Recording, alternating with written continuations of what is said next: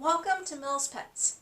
I'm going to be sharing some fun canine prints that I've done, and there will be links in the description if you like any of these and want to print them for yourself. You may be thinking, I don't have a 3D printer, but if you have a friend or a family member or maybe even your library, it's possible that someone would be willing to print these for you, especially the first two. The first two are not hard.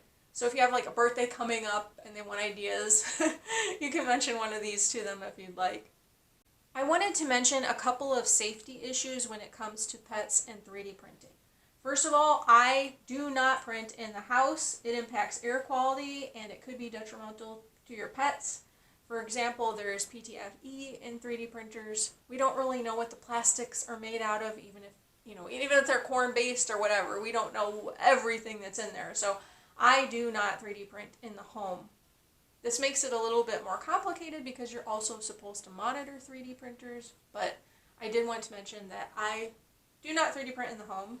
Also, I do not 3D print items for my pets, whether it's bowls or toys or anything like that. It's better to get things that you know are pet safe, and also the 3D printed plastic things are kind of fragile, so the things I make are to be out of the reach of pets.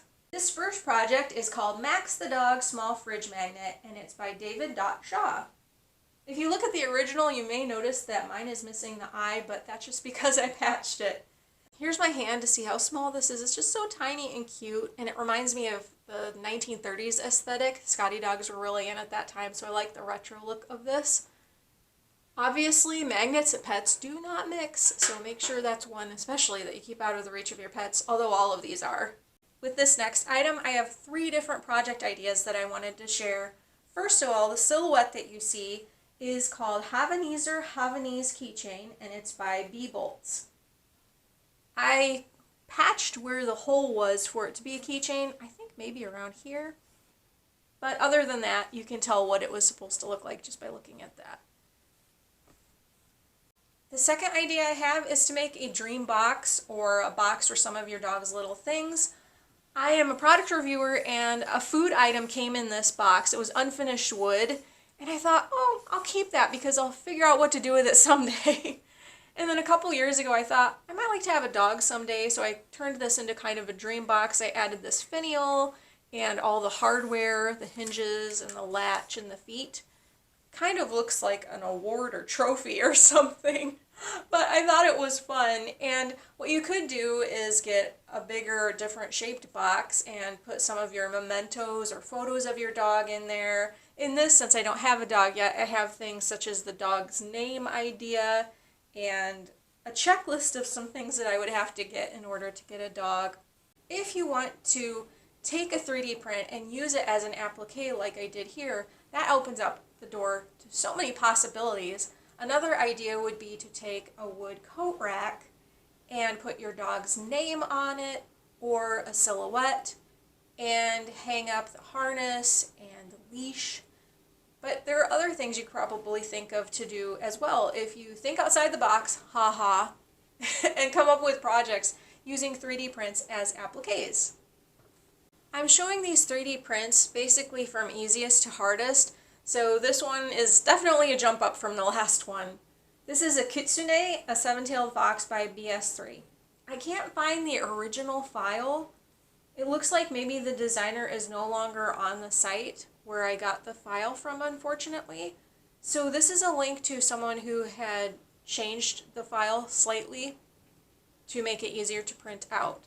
If you're wondering what a Kitsune is, in Japanese belief it is a sly, fox-like creature, and I'll provide a link to Wikipedia so you can read more of the information about it.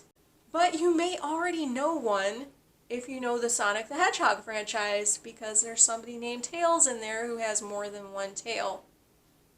My thought with this one is, why not look into various mythology about canines? You may find other things that are interesting. It's always fun to learn new things.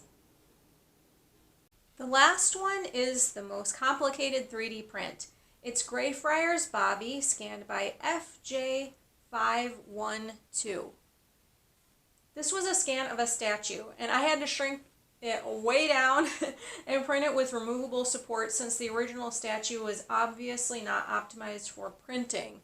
Like, all of this part had to come out afterward because it had to print supports inside there for the dog. I'll provide a couple of links to Wikipedia if you want to learn more about this, but this statue is of a dog who lived in Scotland. His master passed away, and he then refused to leave his final resting place at Greyfriars Kirkyard, so that's why it's Greyfriars Bobby. There's debate about whether or not this story is completely true, but I still like the message of that unbreakable bond we have with our pets. So this little miniature of the statue is very special to me. I tried to look into the legalities of printing a statue. My hope is that it is in the public domain because of how old it is. But if someone knows otherwise, please do let me know and I will erase the link to the file. Now for something fun, if you like the story about him, even if you don't have a 3D printer, you can still enjoy the story of Greyfriars Bobby, because author Eleanor Atkinson wrote a fictionalized version of his life, and it's available for free on Project Gutenberg because it's old enough to be in the public domain. I'll provide a link in the description to this book. You may have noticed that my 3D prints don't really look 3D printed, because when you see 3D printed things, they're often the filament color, they have lines in them, and frankly, I don't like the look of 3D printed items or the feel of 3D printed items, and I think a lot of people feel that way. So I wanted to share a couple of tips of how I treat a lot of my 3D prints. First, one of the things I think people don't like is when you pick up a 3D printed object and it just feels hollow. People want to save time and filament, so they often print 3D items with a lot of empty space inside. This gives them that cheap, hollow plastic feel. If I want to make something really special that I want to keep and treasure, I will print it with 100% infill that makes it as solid as it possibly can be.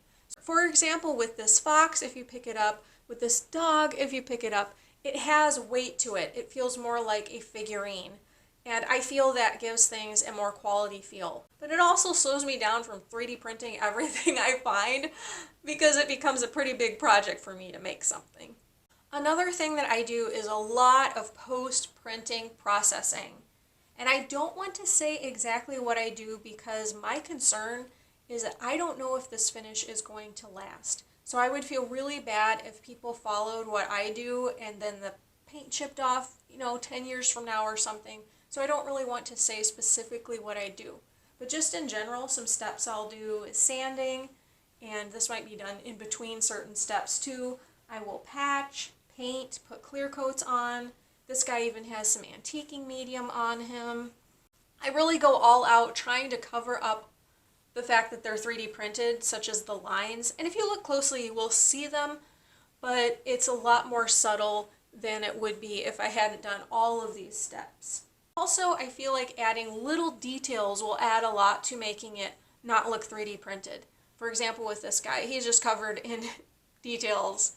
And then with this one, I even made his nose a little gold because, unfortunately, in real life, people have been rubbing his nose for good luck and wearing the finish off.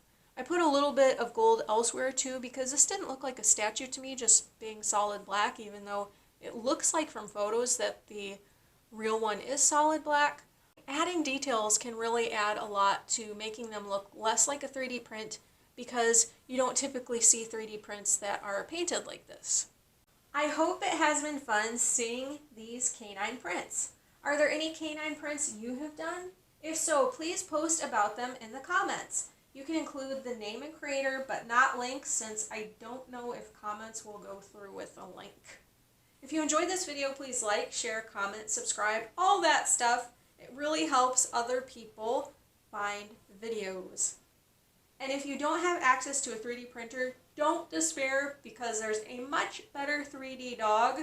Yours! Thank you so much for watching. Have a wonderful day. Bye!